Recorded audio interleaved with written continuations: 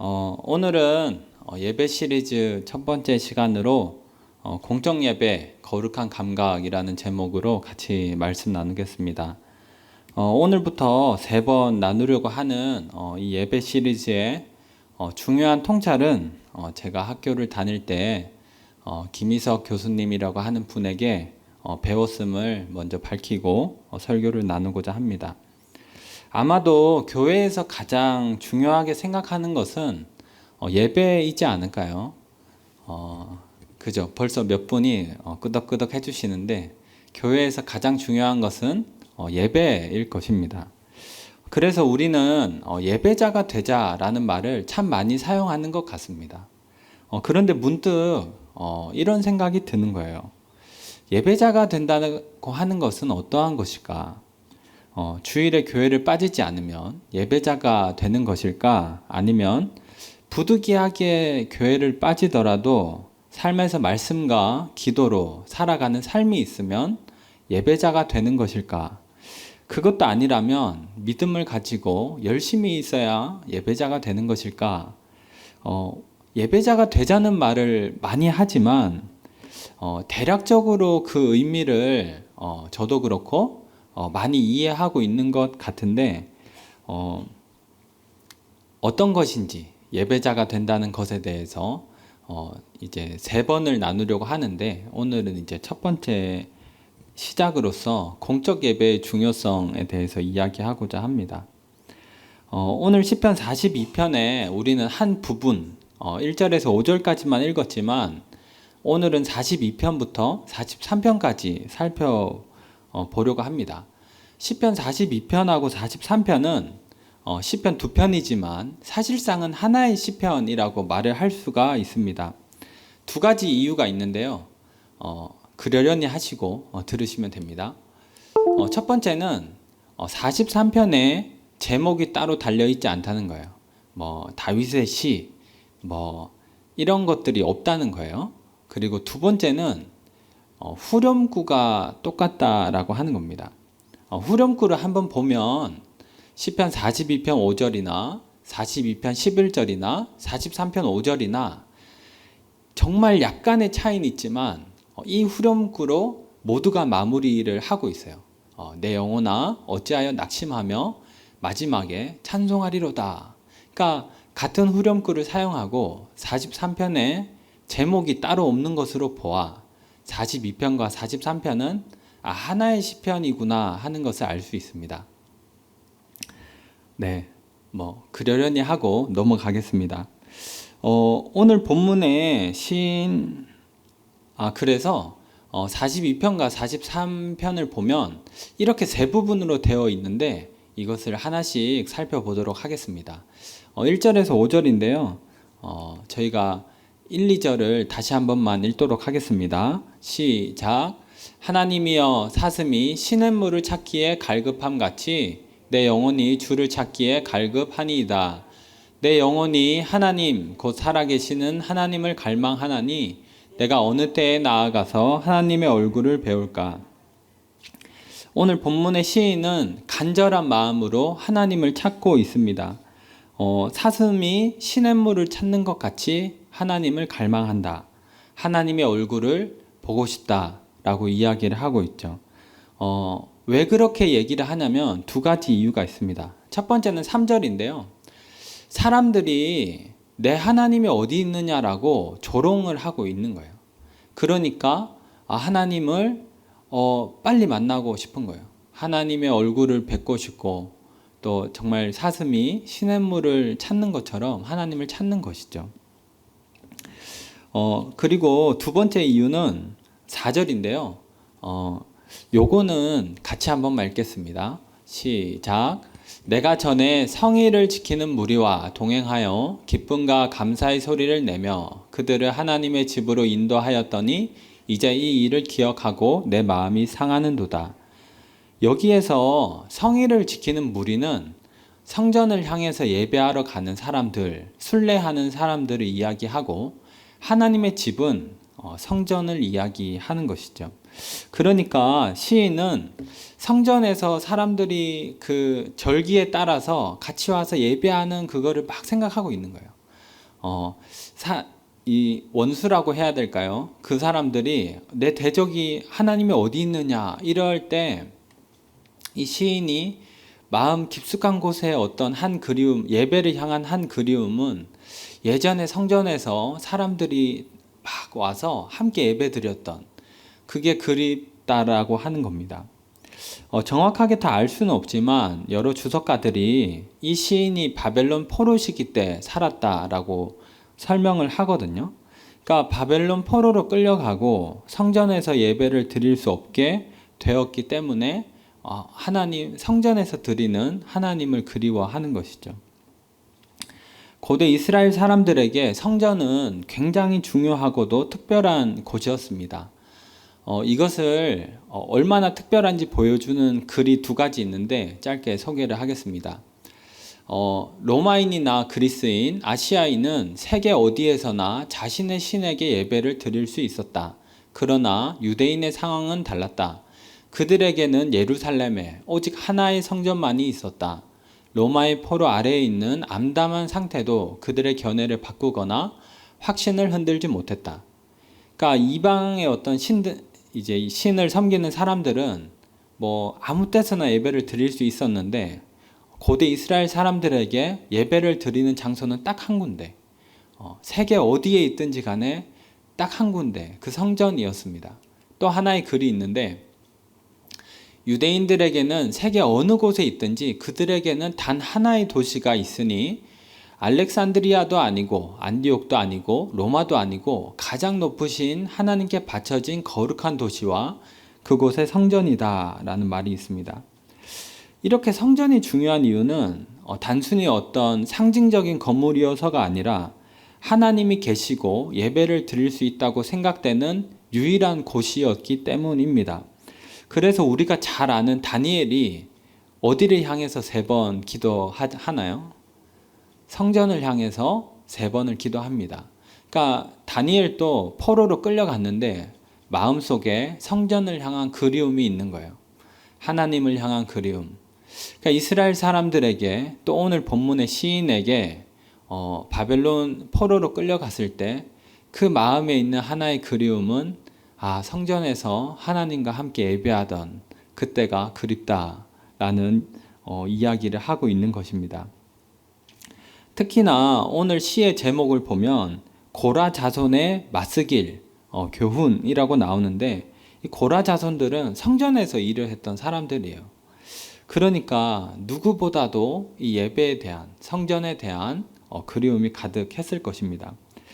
그래서 이렇게 이야기하죠. 사슴이 시냇물을 찾는 것처럼 제가 하나님을 갈망합니다. 이 말은 무엇이냐면 성전에서 예배드리고 싶습니다. 그 말을 하는 것이죠. 이 모든 이야기 끝에 후렴구가 나오는데요. 5절입니다. 내 영혼아 내가 어찌하여 낙심하며 어찌하여 내 속에서 불안해하는가? 너는 하나님께 소망을 두라. 그가 나타나 도우심으로 말미암아 내가 여전히 찬송하리로다. 이 파란색으로 되어 있는 부분을 이렇게 바꾸어서 읽을 수 있거든요. 하나님의 얼굴의 도우심으로 말미암아 나는 다시 찬양할 것입니다. 그러니까 시인이 하나님의 얼굴을 찾았잖아요. 하나님의 얼굴을 언제 배울까? 근데 그 마음 깊숙한 곳에 하나님의 얼굴의 도우심, 그 하나님의 임재가 있으면 나는 힘들지만 다시 찬양할 수 있을 것입니다. 라고 이야기를 하는 것이죠. 이것이 시인의 소망인데 한 주석가는 이것을 이렇게 이야기했습니다. 하나님은 다시 임재하실 것이며 시인은 회중과 함께 예배할 수 있게 될 것이다. 여기까지가 첫 번째 부분이고요. 두 번째 부분을 살펴보도록 하겠습니다. 6절에서 11절인데요. 저희 6절에서 8절까지 한번 같이 읽도록 하겠습니다. 시작. 내 하나님이여 내 영혼이 내 속에서 낙심이 되므로 내가 요단 땅과 헤르몬 산과 미살 산에서 주를 기억하나이다. 주의 폭포 소리의 깊은 바다가 서로 부르며 주의 모든 파도와 물결이 나를 휩쓸었나이다. 낮에는 여호와께서 그의 인자하심을 베푸시고 밤에는 그의 찬송이 내게 있어 생명의 하나님께 기도하리이다. 그러니까 두 번째 부분에서는 내 영혼이 낙심이 되지만 요단 땅과 헤르몬 산과 미살산에서 주를 기억한다라고 합니다. 이 지명이 정확히 무엇을 말하는지는 알 수 없지만 중요한 것은 낙심되는 순간에 시인은 하나님을 기억하고 있다라는 겁니다. 마치 상황이 파도에 막 휩쓸리는 어떤 그런 상황 속에서 그렇게 혼란한 상황 속에서 하나님을 찾고 있다라는 거죠. 그때 시인은 다시 한번 우리가 8절에서 보듯이 하나님께 기도하리로다 이렇게 얘기를 해요. 근데 갑자기 분위기가 바뀌어서 9절에서 10절에서 보면 갑자기 어찌하여 나를 잊으셨나이까? 방금 전까지 내가 기도하리이다 이랬는데 갑자기 잊으셨나이까? 뭐 슬프게 다니니까 뭐 이런 얘기를 막 하는 거예요. 10절에서도 그렇고. 얼핏 보기에는 이 사람이 정신적으로 문제가 있나? 이랬다가 저랬다가 근데 그것이 아니라 제가 받아들이는 것은 고난이 있는 사람의 모습을 그대로 담아낸다라는 느낌을 가져요. 사실 고난이 있을 때 우리는 하나님을 신뢰하다가도 또 한순간 돌아서서 하나님을 또 원망하다가도 또 돌아서서 하나님을 신뢰하다가도 이렇게 왔다 갔다 하는 그 모습이 이 시 속에 잘 드러나 있다 생각을 합니다. 그럼에도 불구하고 시인은 다시 한번 하나님을 기억합니다. 우리가 아까 봤던 것처럼 불안해하지 말고 하나님을 찬양할 것입니다. 하나님의 얼굴의 도우심이 우리에게 있다면 우리가 다시 한번 함께 모여 예배할 수 있다면 하나님 나는 고난 중에도 찬양할 수 있을 것입니다. 라고 마무리를 합니다. 마지막 세 번째 부분인데요. 제 1절과 2절만 같이 읽도록 하겠습니다. 시작. 하나님이여 나를 판단하시되 경건하지 아니한 나라에 대하여 내 성사를 변호하시며 간사하고 불의한 자에게서 나를 건지소서. 주는 나의 힘이 되신 하나님이시거늘 어찌하여 나를 버리셨나이까? 내가 어찌하여 원수의 억압으로 말미암아 슬프게 다니나이까? 이번에도 시인은 비슷한 모습을 보여주죠. 1절에서 나를 건져달라고 했다가 2절에서 갑자기 하나님 나의 힘이 되신다면서 왜 나를 버리십니까? 이런 이야기를 합니다. 눈치가 빠르신 분들은 알겠지만 첫 번째, 두 번째, 세 번째 부분으로 갈수록 하나님을 향한 표현이 시인은 거칠어지는 표현을 사용합니다. 첫 번째는 하나님의 얼굴을 배울까 뭔가 아쉬운 듯한 느낌을 주지만 두 번째 파트에서는 어찌하여 나를 잊으셨습니까? 그리고 마지막 부분에서는 어찌하여 나를 버리셨나이까? 라고까지 이야기를 합니다. 표현이 점점 거칠어지는 것이죠. 얘기했다시피 이 시인은 성전에서 예배를 잘 드리던 사람이었어요. 그러니까 불신자가 아니라 하나님을 믿어볼까 하는 사람이 아니라 성전에서 하나님을 잘 예배했었던 사람이지만 고난 중에 시간이 흐를수록 아쉬움이 자꾸만 거친 표현으로 가더라는 것입니다. 이러한 시인의 어떤 거친 항의는 역설적이게도 하나님을 그만큼 신뢰한다라는 것을 보여주는 것입니다. 너무나 하나님을 원하고 있기에 시인은 이렇게 거친 표현을 사용하는 것이죠. 어떻게 알 수 있냐면 이렇게 거친 항의를 하고 시인이 하나님을 떠나버리는 것이 아니라 이러한 거친 항의에도 불구하고 하나님께 진지한 기도를 드리는 모습에서 그는 하나님을 떠나려고 이렇게 거친 항의를 하는 게 아니라 하나님을 너무나 갈망하기에 거친 표현을 사용한다라는 것을 알 수 있습니다. 3절에서 보면 주의 거룩한 산, 주께서 계시는 곳, 성전이죠. 하나님, 나를 하나님이 계신 곳에 이르게 해주셨으면 좋겠습니다. 그런즉 내가 하나님의 제단, 그 성전 안에 있는 제단에 나아가서 하나님께 이르고 하나님을 찬양하고 싶습니다. 예배하고 싶습니다. 라는 이야기를 합니다. 이제 잠시 정리를 해보자면 시인은 여러 가지 고난을 겪고 있는 상황 가운데에서 하나님을 찬양하길 원하고 또 예배하길 원합니다. 한 가지 소망은 성전으로 다시 나아가서 예배하는 것이죠. 오늘날의 말로 바꾸면 공적 예배입니다. 성전 예배는 공적 예배이죠. 다시 말해서 교회라는 공동 장소를 정해서 정기적으로 드리는 그 예배를 시인은 사모하고 갈망하고 있더라는 것입니다. 예배자가 된다는 것의 첫 번째는 바로 공적 예배를 드리는 것입니다. 오늘날 많은 분들이 어떤 주일의 낮 예배를 제외하면 다른 예배를 좀 가볍게 생각하는 경향이 있지만 공적 예배를 드리는 건 두 가지 면에서 상당히 중요합니다. 첫 번째는 예배에는 은혜가 있기 때문입니다. 오늘 시편에서 보았다시피 시인은 힘든 가운데에서 예배를 통한 은혜 가운데 소망을 둡니다. 비록 고난 가운데 있지만 하나님, 내가 예배를 통해서 은혜를 받고 회복이 된다면 다시금 하나님을 찬양할 수 있을 것입니다. 라고 이야기를 하는 것이죠.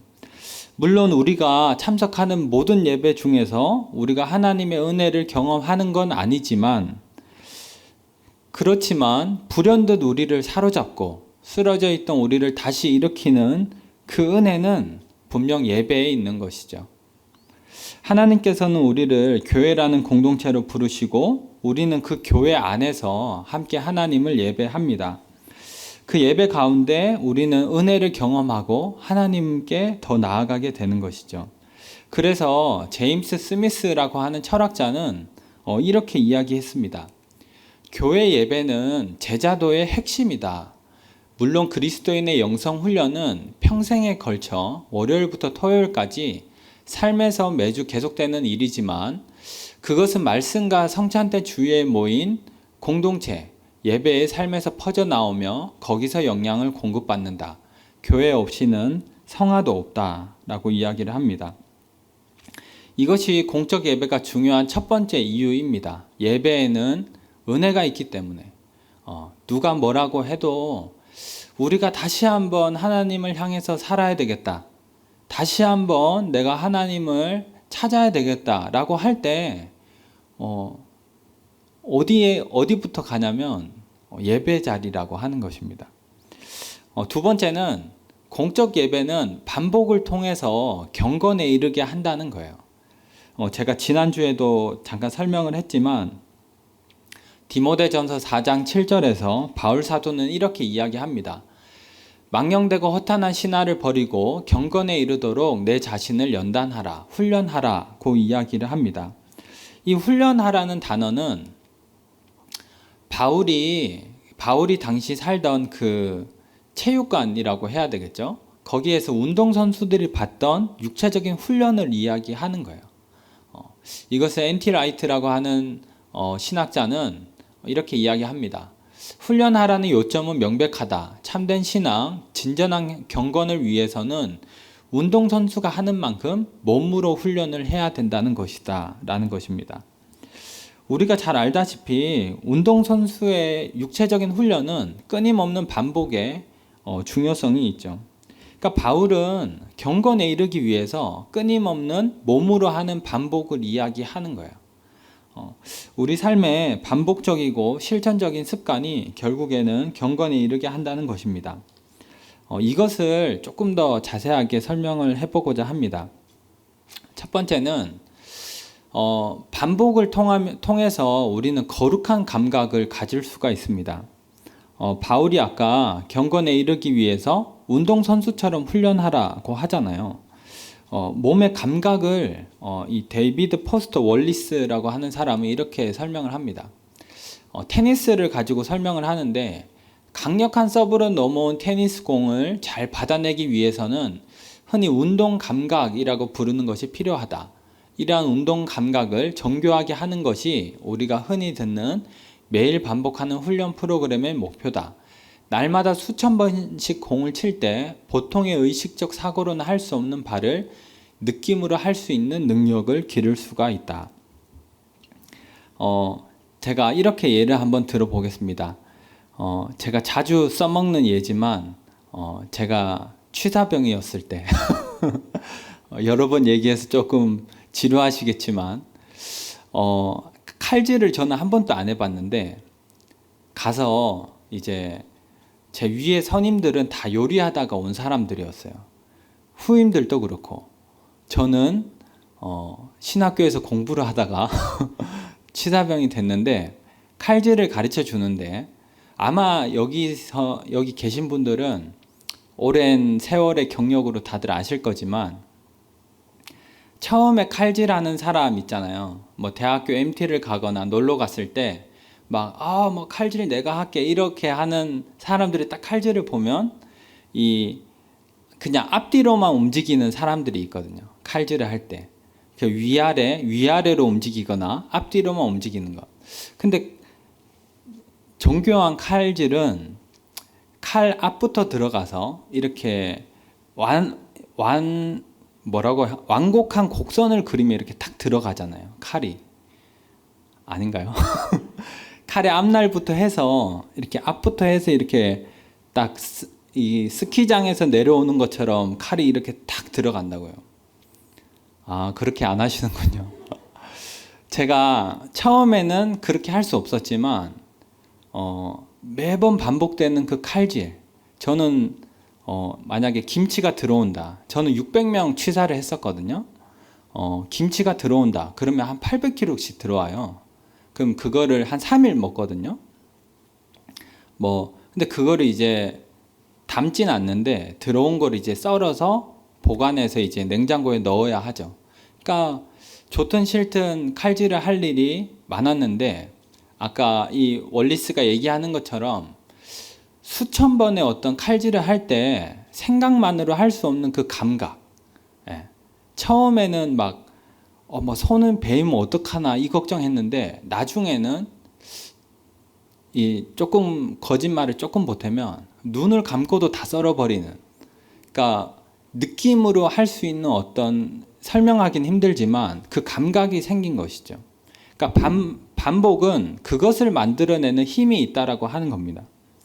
우리 신앙생활에서 그러한 예를 찾아보자면, 매일 같은 시간에 기도하시는 분들은 설명하긴 힘들지만 그 시간이 되면 왠지 기도를 해야 될 것 같은 느낌을 받아요. 매일 같은 시간에 성경을 보시는 분들은 그 시간이 되면 말로 설명하긴 힘들지만 그 시간이 되면 말씀을 읽어야지 하는 그 감각이 생깁니다. 이것은 의식적으로 내가 말씀을 읽어야지 하는 것과는 다른 거죠.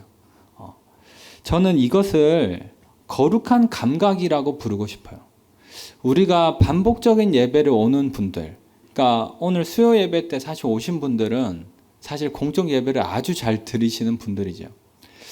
이런 분들은 수요일이 되면 교회 가야 되는데, 막 왠지 수요일 저녁이 되면 시계도 보게 되고, 또 왠지 우리가 명절 이럴 때는 또 이럴 때 예배가 없고 하면 왠지 약간 허하다는 그 기분, 그러한 것들이 우리가 의식적으로 하지 않는 수천 번의 반복을 통해서 우리에게 생겨난 거룩한 감각이라고 하는 것입니다.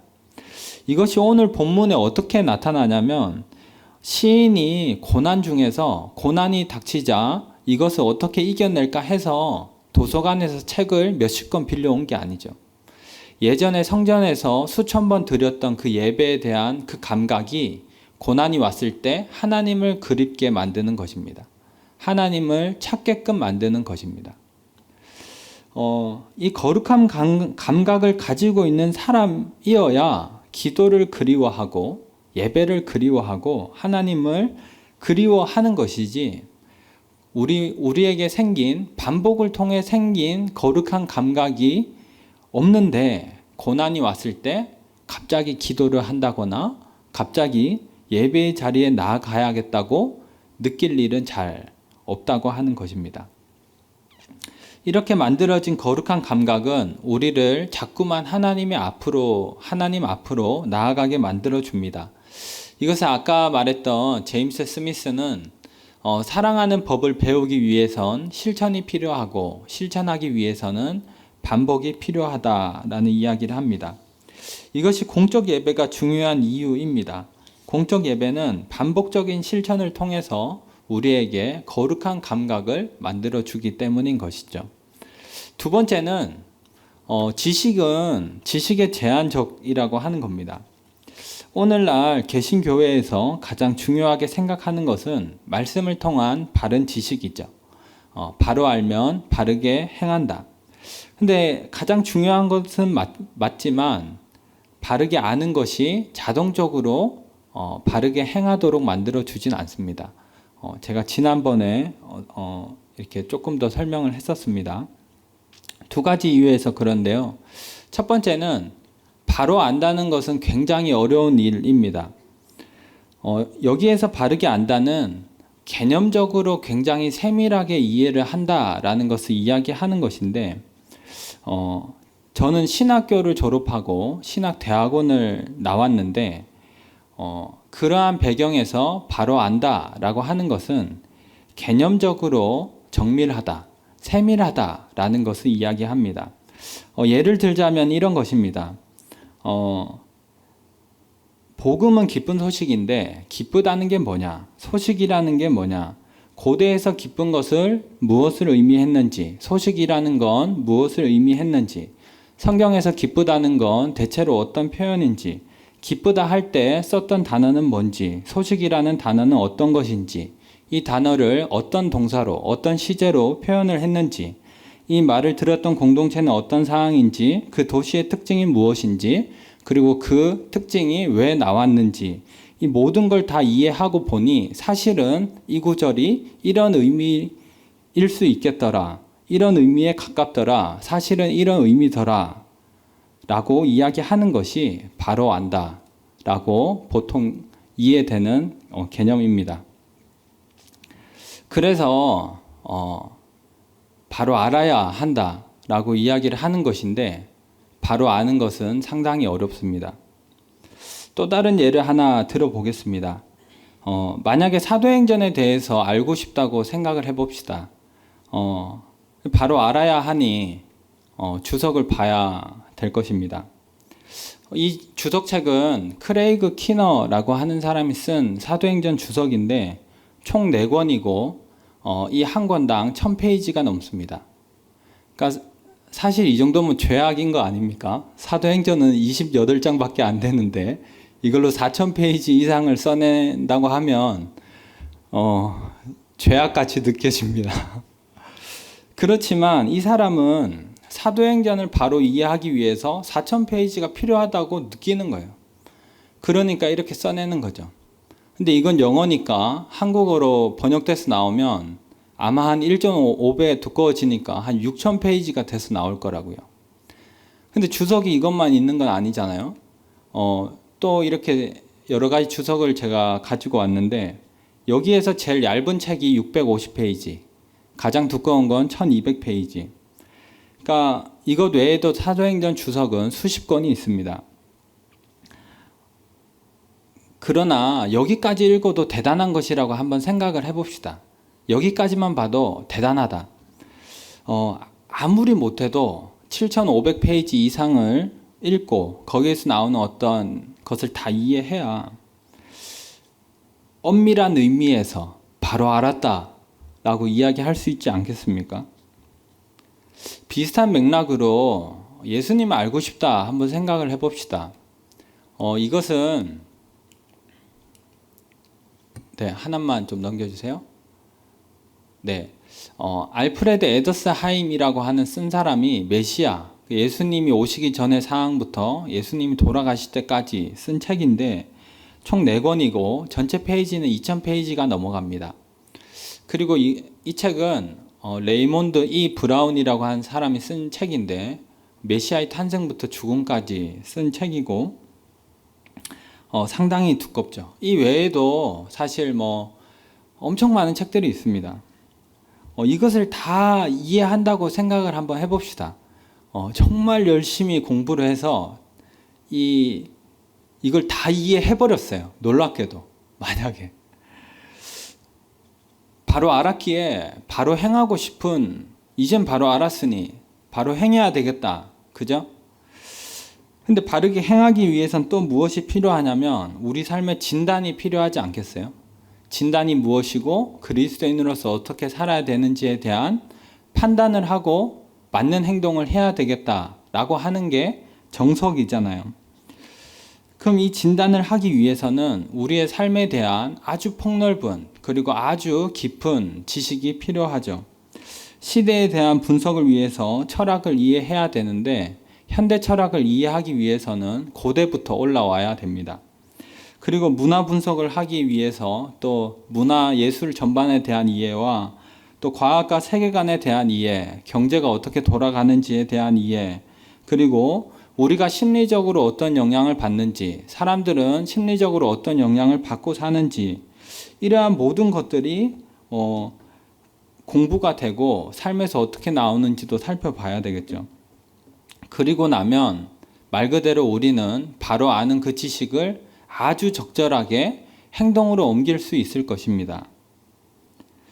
그렇지만 이것이 가능하다고 생각하시는 분은 없으리라 생각합니다. 모든 것을 다 납득하고 나서 모든 공부를 마치고 나서 행동을 하겠다. 이 말은 아무것도 하지 않겠다는 말로밖에 사실 들리지는 않습니다. 예수님의 제자들을 한번 생각해 봅시다. 예수님이 막 가서 막 베드로야 책 펴라. 요한아 도서관 가서 책 빌려와라. 막 그래가지고 막 예수님이 칠판 없으니까 땅바닥에 막 손글씨 써가면서 막 다 그런 게 아니라 베드로야 나를 따라와라. 따르면서 경험하면서 지식적으로 또 배워나가는 것이죠. 지식을 먼저 배우고 납득하고 동의하고 신뢰를 보낸 다음 그 다음에 예수님을 따를 수 있다라고 한다면 예수님은 왜 베드로에게 지식의 과정을 먼저 건너뛰고 나를 따라오라고 했을까요? 우리는 따르면서 배울 수 있는 것이지 모든 것에 설득되고 동의된 후에 따를 수 있는 것이 아니라고 하는 것입니다. 계속해서 알아가는 것은 대단히 중요합니다.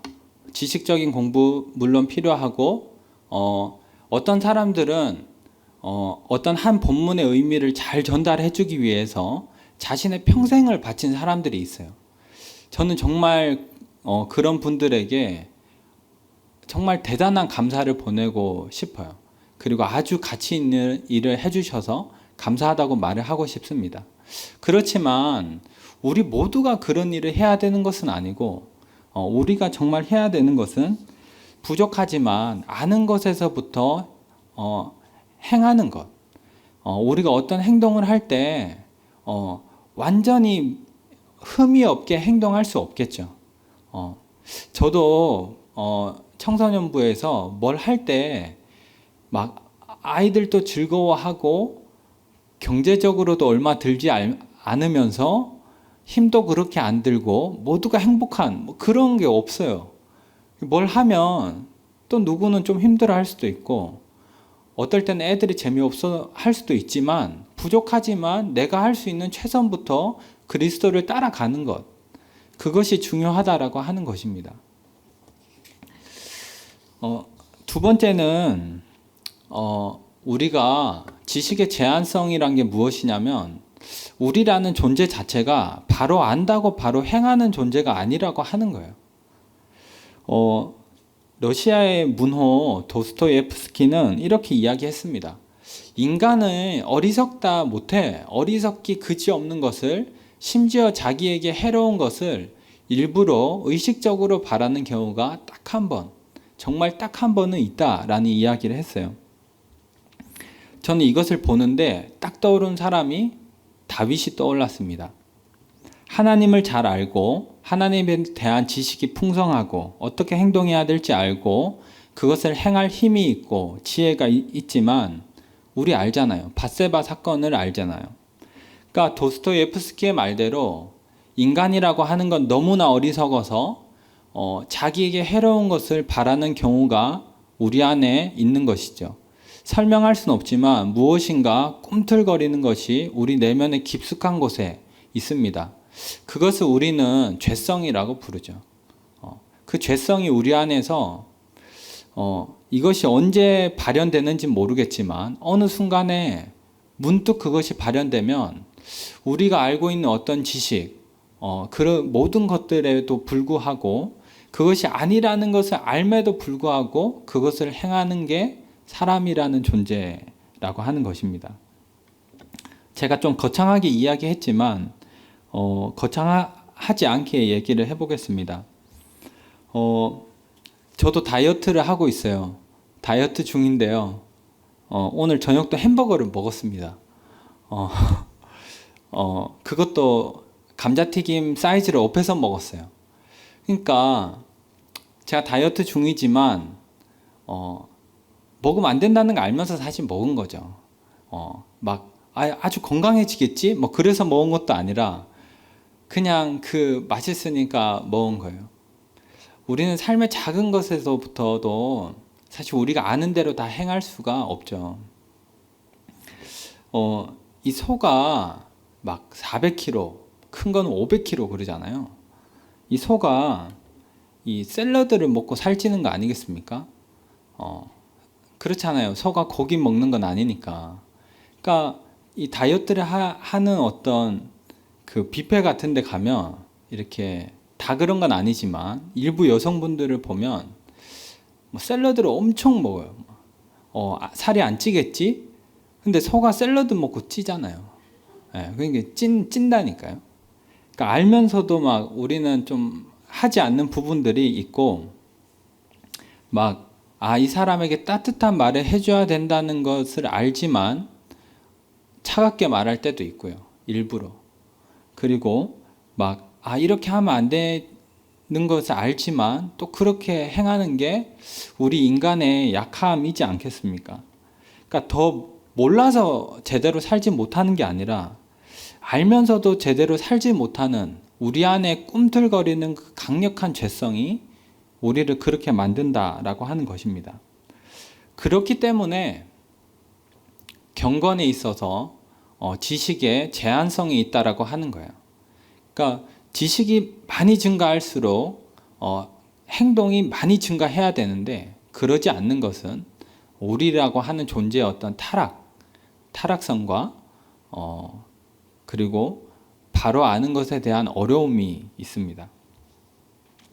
이것이 그래서 여기까지가 두 번째고요. 이제 마지막 세 번째는 공적 예배는 반복을 통해서 생각과 습관을 바꿔줍니다.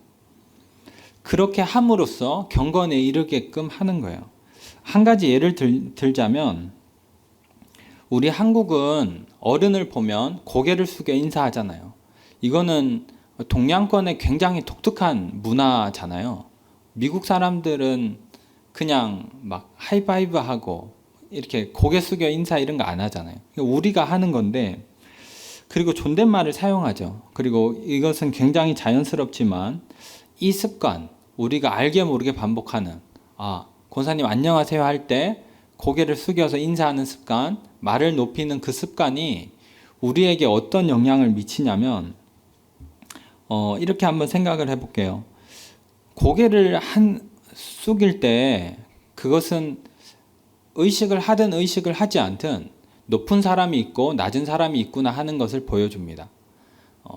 한 사람이 한 사람에게 존댓말을 사용하고 한 사람이 반말을 사용하면 누가 높은지 우리는 바로 알 수가 있죠. 그러니까 고개를 숙여 인사하는 것과 존댓말 속에는 높고 낮음의 개념이 그 안에 이미 들어가 있는 거예요. 그래서 우리는 그것을 반복적으로 행함으로써 그것에 대한 인식을 가지는 거죠. 감각을 가지는 거죠. 우리나라가 왜 그렇게 수직적인 문화가 강할까? 수평적인 게 아니라 수직적인 게 굉장히 강한 문화이지 않습니까? 많이 괜찮아졌다 하지만 그럼에도 우리나라는 여전히 수직성이 굉장히 강하다 봐야 되는데 어디서부터 시작되느냐 생각해 볼 때 저는 이런 삶의 습관부터 시작된다라고 생각하는 거예요. 누가 높고 낮은지 무의식적으로 우리가 받아들이는 것, 인사를 하고 존댓말을 하고 그 안에 높고 낮음의 개념을 통해서 아주 어릴 때부터 우리는 높은 사람이 있고 낮은 사람이 있구나. 인사를 받는 사람이 있고 인사를 하는 사람이 있구나 하는 것을 배우게 된다라고 하는 것입니다. 그래서 우리에게 이러한 습관은 시선을 만들어내죠. 높고 낮음이 있다는 것, 그리고 그것은 또 행동에 영향을 미치죠. 어떻게 미치냐면 좋은 경우에는 인사와 존댓말은 존중입니다. 근데 이것이 나쁘게 행동을 미치게 되면 나도 높은 사람이 되어야 되겠다. 그래서 유독 높은 자리에 대한 갈망이 있는 나라가 우리나라이지 않습니까? 오늘 시편에서 이것이 어떻게 나타나냐면 고난이 왔을 때 모두가 다 하나님을 찾는 것이 아닙니다. 그렇지만 시인은 우리가 봤다시피 하나님을 계속해서 찾아 나가고 있는데 때로는 이해되지 않는 것 같은 울분 속에서도 결국에 하나님에게 소망을 두라 이렇게 후렴구를 마침으로써 고난 중에서 하나님을 바라보는 시선, 고난 중에 하나님께 기도하는 습관, 그것은 어디로부터 왔냐면 반복되는 그 습관, 거룩한 감각 속에서 그것들이 나온다라고 하는 것입니다. 결국에 반복적으로 예배하는 습관이 만들어 놓은 시선, 그리고 그것이 만들어 놓은 행동이 우리의 경건을 만들어낸다라고 하는 것입니다. 짧게만 한 가지 얘기를 더 해보면 주일을 예배드리는 날로 인식하는 사람과 아닌 사람, 그리고 목요일이 되었을 때 불금을 떠올리는 사람과 금요 기도회를 떠올리는 사람, 수요일 저녁이 되었을 때 쉬어야 되겠다라는 생각을 하는 사람과 예배를 드려야 되겠다라고 하는 사람의 그 반복되는 패턴 속에서 그 사람의 시선은 당연히 달라질 수밖에 없는 것이죠. 쉬어야 되겠다 하는 사람과 예배하는 날이구나 하고 바라보는 사람은 결국에는 많은 차이를 만들어낸다라고 하는 것입니다. 정리를 하도록 하겠습니다. 공적 예배는 두 가지 이유에서 중요합니다. 첫 번째는 누가 뭐라고 해도 예배는 은혜의 통로니까 거기에서 우리를 다시금 일으키는 하나님의 은혜가 있다라는 것이고요. 두 번째는 반복을 통해서 경건에 이르게 하는데 어떻게 하냐면 우리에게 거룩한 감각을 심어줌으로써, 그리고 우리의 시선과 습관을 바꿔나감으로써 경건에 이르게 한다는 것입니다. 결론인데요. 오늘이라는 예배에서 이런 글이 있는데 저는 정말 인상 깊은 글이어서 결론으로 냈습니다. 기억에 남는 정말로 훌륭했던 몇 번의 식사와 정말로 끔찍했던 몇 번의 식사가 있다. 그러나 수천 번, 수만 번 먹은 대부분의 식사는 말 그대로 평범했다. 그렇지만 기억에서 지워진 수천 번의 식사가 오늘의 나를 있게 했다. 이 말을 패러디하자면 우리에게는 기억에 남는 아주 훌륭한 예배와 그리고 기억에서 지우고 싶은 몇 번의 예배가 있습니다. 그리고 우리의 기억에서 지워진 수없이 많은 반복된 예배들이 있죠. 예전에 저는 은혜가 없는 예배, 그냥 와서 앉아만 있는 예배는 사실 가치가 없다 생각했었어요. 예전에는 그랬습니다. 그래서 이렇게 드릴 바에는 왜 예배를 드리나 생각했지만 지금은 비록 은혜가 없는 예배를 하더라도 그렇게 쌓인 예배가 나를 살린다는 생각을 가져요. 기억에서 수천 번 지워진 식사가 우리의 오늘의 삶을 움직이는 것처럼 비록 기억에서 지워지고 은혜가 없이 지나간 수천 번의 예배를 하더라도 그것이 오늘의 우리의 신앙을 이만큼 오게 하는 것입니다. 우리가 의식을 하든 의식을 하지 못하든 그 예배가 우리를 이만큼 이끈 것이죠. 그리고 우리가 고난의 순간이 되면 저는 여기 오신 모든 분들은 분명히 하나님을 찾을 거라고 믿어요. 우리의 반복 속에서 우리의 시선과 행동이 하나님을 향해 있기에 우리는 힘든 순간에 여기 오신 모든 분들은 기도의 자리로 나아갈 줄로 믿습니다. 반복된 공적 예배가 그만큼 힘이 있는 거예요. 저는 그렇게 믿습니다. 이것이야말로 공적 예배가 중요한 이유라고 할 수 있겠습니다. 그래서 예배자가 된다는 것은 무엇이냐면 공적 예배, 이 거룩한 감각을 가지고 있는 사람이다 라고 이야기를 하겠습니다. 나머지 두 번의 시간은 또 다음번에 함께 얘기를 나누고 오늘은 여기서 마치겠습니다.